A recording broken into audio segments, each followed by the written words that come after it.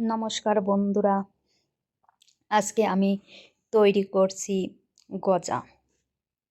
এটি খুব সহজে তৈরি করা যায়। আমার যখন মন চায় তখন আমি ঘরেই তৈরি করে নিই খাওয়ার জন্য। এটি তৈরি করতে ময়দা, সাদা তেল আর চিনি হলেই হয়ে যায়। খুব সহজেই এটি তৈরি করা সম্ভব।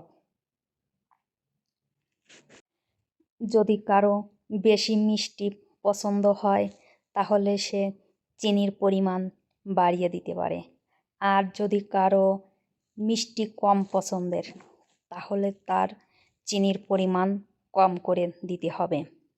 এখানে চিনিটাই বেশি ইম্পর্টেন্ট।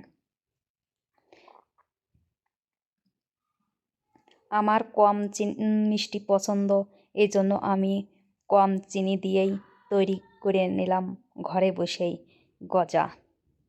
খেতে কিন্তু খুবই সুস্বাদু।